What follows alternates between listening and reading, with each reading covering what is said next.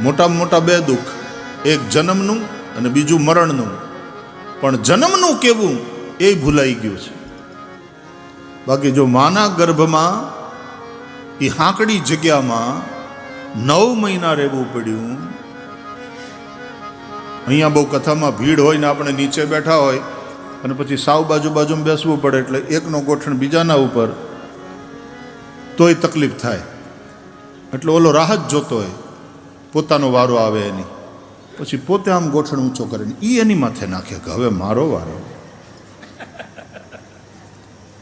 સાંકડી જગ્યામાં એક જ પોસ્ચરમાં તમે લગાતાર બેસી નથી શકતા. તો માના ગર્ભમાં કેટલી સાંકડી જગ્યા, અને એમાં 9 મહિના રહ્યા, અને છેલ્લે તો પાછા ઊંધા લટક્યા.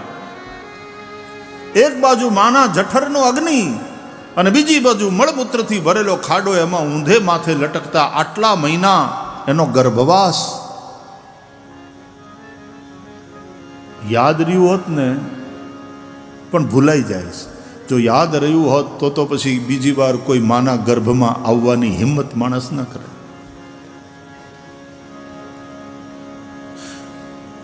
ઓલું સીટી સ્કેનનું મશીન હોય છે ને, અને ક્યારેક ડૉક્ટર સીટી સ્કેન કરાવવાનું કે એમઆરઆઈ શું કે, તો એ મશીનની અંદર આમ ગોળ હોય ને, પછી બેડ ઉપર તમે સુવો ને અંદર જતું રહે. તો એમાંય તે ઘણા લોકોને ખૂબ એકદમ ડર લાગતો હોય છે, એને બહુ ડર લાગે. તો પછી માના ગર્ભમાં, માના પેટમાં એટલી હાંકડી જગ્યામાં ને આટલા મહિના રહ્યા.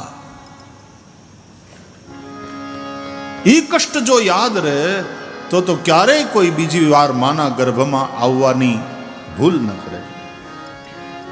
પણ એ સ્મૃતિ ઉપર પડદો પડી જાય. એટલે જન્મનું દુઃખ કેવું એ આપણને યાદ રહ્યું નથી, અને મરણનું કેવું એ આપણને હજી ખબર નથી, કારણ કે આપણે હજી મર્યા નથી, હજી જીવીએ છીએ. એ મરશું ત્યારે ખબર પડશે. અરે તમે ભલે ભાડે રહેતા હોય, પણ 90 વર્ષ પછી એ મકાનને કોર્ટમાં કેસ ચાલતો હોય માલિકની સાથે, અને તમે હારી જાઓ, સાબિત થાય કે મકાન તો માલિકનું જ છે ને તમારે ખાલી કરવાનું થાય છે. 90 વર્ષ પછી ખાલી કરવું પડે એ મકાન, કેટલું કષ્ટ થાય.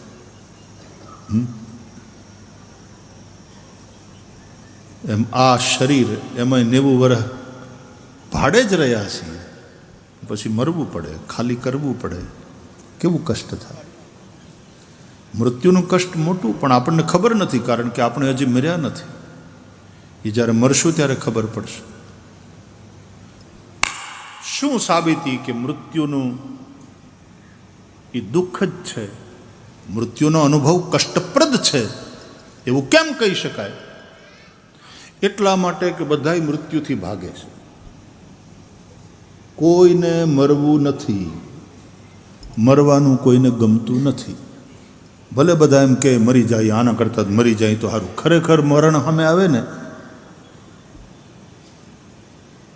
એક ડોશીમાં વિધવા થયેલા, ઉંમર મોટી, 72-75 પહોંચી ગયા હતા. ગરીબ બિચારા, ગામની બહાર ધણ વયું જાય ને, જ્યારે ગાયો ચરવા જતી રહે, પછી પોદળા બધા હોય તો એ હુંડલો લઈને જાય અને ગાયોના ભેંસોના પોદળા હુંડલામાં ભરી અને છાણ ઘરે લઈ આવે અને છાણા થાપે. છાણા થાપીને પછી સુકાવે અને પછી છાણા વેચી નાખે, અને એમ એનું ગુજરાન ચાલે. તો એકવાર 74-75 વર્ષની ઉંમર, ધણ વયું ગયું, ગાયો બધી વહી ગઈ ચરવા માટે. એના પડેલા પોદળા ડોશીમાએ ભેગા કરી અને આખો સૂંડલો ભર્યો, અને પછી સૂંડલો માથે ચડાવવા માટે, હવે વૃદ્ધ શરીર, આટલું વજન ઉંચકી, માથે ઉચકવાનો વાંધો નહીં, પણ ઉઠાવીને માથે મૂકવાનું, માથે ચડાવવાનું એ મુશ્કેલ.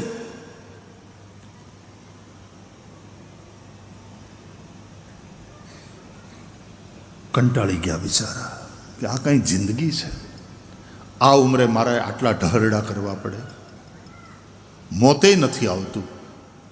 જમ આવે ને લઈ જાય ને તોય હવે છૂટીએ. ત્યાં તો જમરાજા આવ્યા, મૃત્યુ આવ્યું. બોલો માં, શું હુકમ?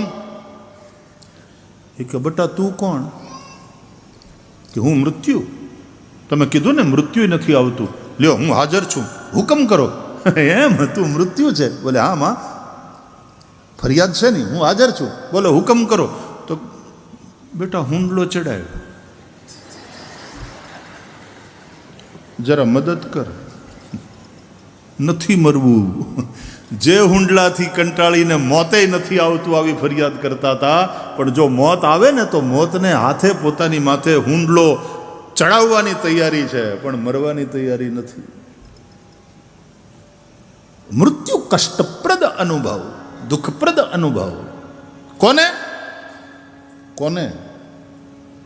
આ શરીરમાં જેને આસક્તિ છે એને માટે બહુ કષ્ટપ્રદ અનુભવ. બાકી શરીરમાં આસક્તિ ન રહે તો રામચરિતમાનસમાં વાલી શરીરનો ત્યાગ કરે છે. રામ ચરણ દઢ પ્રીતિ કરી, બાલ કીન તનુ ત્યાગ, સુમન માલ જીમી કંઠ તય ગિર તન જાનઈ નાગ.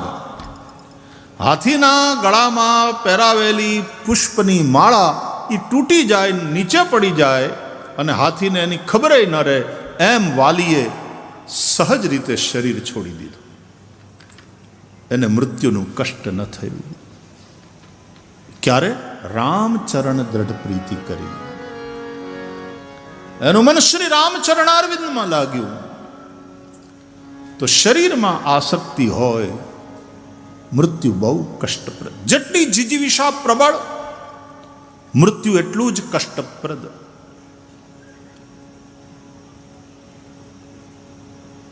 નાનકડા બાળકને પણ આમ ઉછાળો ને તો એકવાર ડરી જાય છે.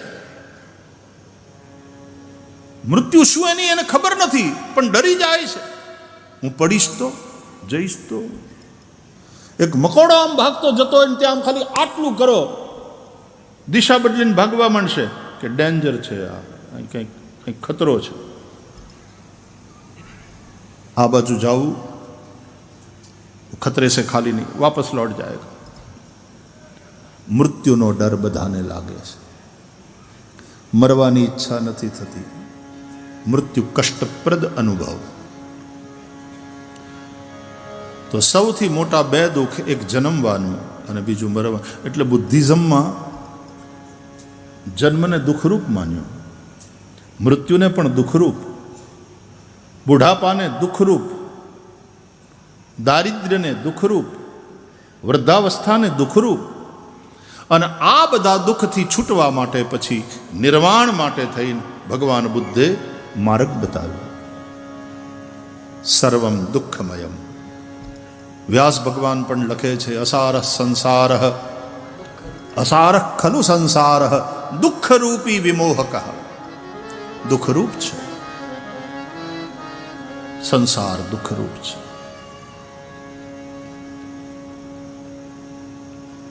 તો જન્મ અને મૃત્યુ એ બંનેનો અનુભવ કરનાર તો હું છું. મર્યા પછી માત્ર શરીર છૂટી જાય છે, આપણે હોઈએ છીએ, हम मिट नहीं चाहते. अज्ञान है तो आगे वाली यात्रा होगी, अति पापी है तो प्रेत योनि में जाएगा, अज्ञानी है तो जन्म मृत्यु के चक्कर में भटकता रहेगा, और ज्ञानी है तो जिस तरह महासागर में बिंदु मिल जाता है उसी तरह પરબ્રહ્મ में લીન हो जाएगा. એટલા માટે આપણે ત્યાં સંન્યાસીઓનું શરીર છૂટે ત્યારે આપણે એમ કહીએ છીએ, એ તો બ્રહ્મલીન થઈ ગયા.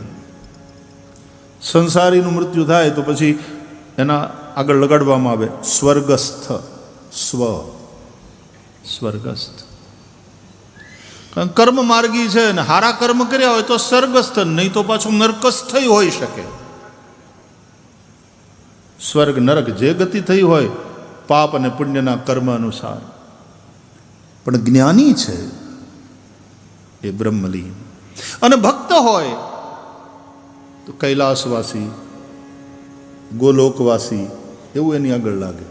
અંગ્રેજીમાં જેમ લેટ લગાડવામાં આવે ને, જે ગુજરી ગયા હોય એના નામની આગળ, આપણે સ્વર્ગીય અથવા તો ગોલોકવાસી ગોલોવા.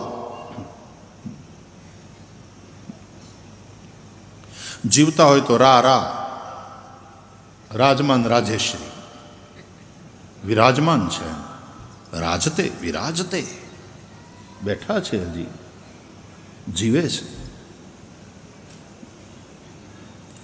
પણ કોઈ સાધુ પુરુષ એનું શરીર, આપણે એવા સરસ શબ્દો છે આ ધર્મ ક્ષેત્રના, એમનું શરીર શાંત થઈ ગયું એમ કહીએ. એ મરી ગયા એમ નહીં, એમનું શરીર શાંત થઈ ગયું. પંખો ચાલતો હોય ને તો જ્યાં સુધી સ્વિચ ઓન છે અને ઇલેક્ટ્રિસિટી પાવર એ કરંટ વહે છે ત્યાં સુધી પંખો ફરતો રહે. કાં તો લાઇટ જતી રહે અથવા તો તમે સ્વિચ ઓફ કરો. સ્વિચ ઓફ કર્યા પછી પણ થોડી વાર પંખો ફરે, પછી ધીમે ધીમે ધીમે શાંત થઈ જાય. એમ પ્રાણ શરીર છોડીને જતા રહે ને એ પછી પણ શરીરના અમુક ઓર્ગન્સ અમુક મિનિટો સુધી જીવતા હોય છે. એટલે અમુક મિનિટોમાં જો આંખ કાઢી લેવામાં આવે તો એનું પ્રત્યારોપણ કોઈ બીજાની અંદર થઈ શકે, કિડનીનું પ્રત્યારોપણ કોઈ બીજાની અંદર થઈ શકે, તમારા ઓર્ગન્સનું પ્રત્યારોપણ કોઈ બીજાને. અને આવું થાય છે, આપણે છાપામાં વાંચીએ છીએ કે ફલાણી જગ્યાએ એક્સિડન્ટમાં આનું મૃત્યુ થયું અને એમના સંબંધીઓએ નક્કી કર્યું ઓર્ગન્સનું દાન કરવાનું, તો એમાંથી 7 માણસોને કે 5 માણસોને નવું જીવન મળ્યું. અને હિન્દુ ધર્મમાં આ વસ્તુ થાય છે અને એમાં કશું ખોટું પણ નથી, કારણ કે આ દધીચી મુનિએ પણ પોતાના અસ્થિ આપી દીધેલા. એ દધીચી મુનિના અસ્થિમાંથી વજ્ર બનાવવામાં આવેલું અને એ વજ્ર દ્વારા ઇન્દ્રે વૃત્રાસુરનો નાશ કર્યો. એ કથા ભાગવતમાં છે. ઇસ્લામમાં એની છૂટ નથી. એટલે પાક મુસલમાન જલ્દીથી ઓપરેશન કરાવવાની કે પોતાની આંગળી કપાવવાની કે હાથ કપાવવાની વાત આવે તો એ જલ્દી તૈયાર નહીં થાય, કારણ કે એની માન્યતા, એમની બિલીફ સિસ્ટમ એવી છે કે ખુદા તાલા પૂછશે કે મેં તને જેવો મોકલ્યો તો એવો તું પાછો આવ્યો કે નહીં. જો એકાદ અંગ તું ગુમાવીને આવે તો ખુદાને જવાબ આપવો પડે, મેં તને જેવો મોકલ્યો તો એવો કેમ પાછો ના આવ્યો. ये उंगली कहाँ छोड़ के आया, ये पैर कहाँ छोड़ के आया. તો ઇસ્લામની અંદર એમની માન્યતા એવી છે, જલ્દીથી કોઈ અંગ કપાવવા માટે તૈયાર ન થાય. એ ધરતીની અંદર, કબરની અંદર શરીરને એ કરી નાખે અને પછી છેલ્લે પાછું જ્યારે કયામતનો દિવસ આવે ને ત્યારે બધાનો હિસાબ થાય. અહીંયા ડે ટુ ડે જેમ ઘણાનો થતો હોય ને એમ અહીંયા તો મૃત્યુ પછી તરત એના કર્મોનો હિસાબ થાય અને એ પ્રમાણે એનું પ્રારબ્ધ જે હોય તે પ્રમાણે જાતિ, આયુષ્ય અને ભોગ, સતી કર્મ વિપાકે જાત્યાયુ ભોગાહા, આ નક્કી થાય અને એ પ્રમાણે એનો બીજો જન્મ. કઈ યોનિમાં આપણે નક્કી કરવા માટે સ્વતંત્ર નથી. આપણા પ્રારબ્ધ અનુસાર જે યોનિમાં જન્મ મળે લેવો પડે. આપણા મા બાપ નક્કી કરવા માટે આપણે સ્વતંત્ર નથી. પ્રારબ્ધ અનુસાર જે મા બાપને ત્યાં જન્મ મળે લેવો પડે. આપણે સ્થાન નક્કી કરવામાં સ્વતંત્ર નથી, નહીં તો પહેલેથી જ અમેરિકામાં ન જન્મીએ, વિઝાની માથાકૂટ જ નહીં. આ ઇન્ડિયામાં જન્મવું પછી અમેરિકા જાઉં એ ગાંડ પણ છે. આમ તો ઇન્ડિયામાં હું નથી યાર, અને પછી ઓલા ધક્કા હું મારે યાર. આપણે એને કહેવાય ગાંઠિયા ખાવા હોય તો અહીં આવો.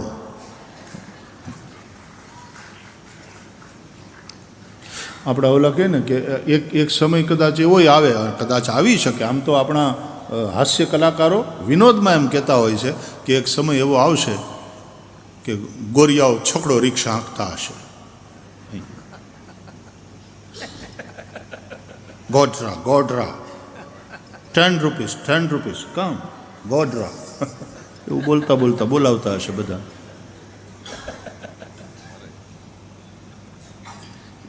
भारत तुम जहां पैदा होते हो ऊपर वाले ने तुमको वहां ભેજાય. વિદેશ જાઓ તમે કમાઓ એનો તો વાંધો નહીં, જવાય, એનો કોઈ વાંધો નહીં. આ અમારો વાલો બેઠો છે આમાં અને સક્સેસફુલ થયો છે, પણ પાછું અહીંયા એનું મકાન અને અહીંયાની પછી આ કથા અને મારા ગામના લોકોને બધાને લાભ મળે એ ભાવ, આ ભારતની માટી પ્રત્યેનો પ્રેમ.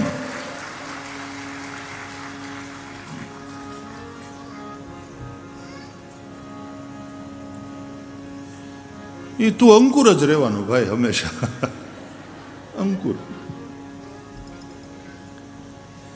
આપણા મૂળિયા તો અહીંયા છે ને, અંકુરિત તો આપણે અહીંયા થયા ને.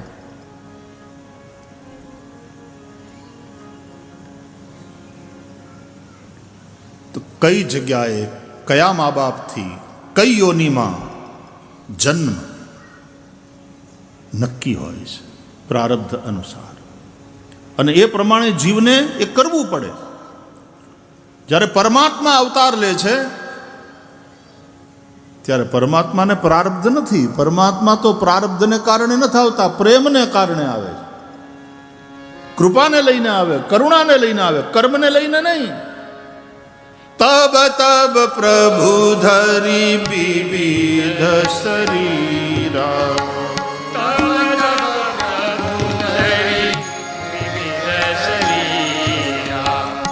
હરહિ કૃપા નિધિ સજ્જન પીરા,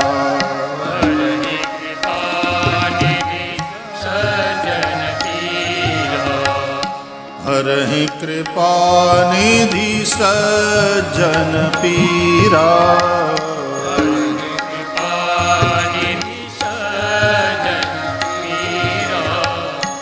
जब जब हो ही धर्म के हानि,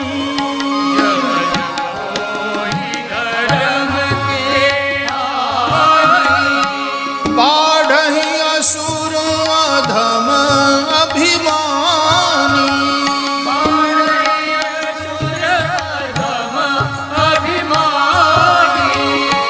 करहि अनीति जाई नहीं बरनी,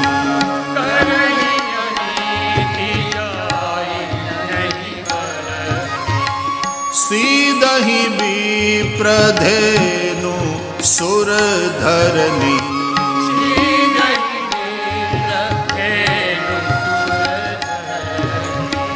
तब तब प्रभु धरी विविध शरीरा,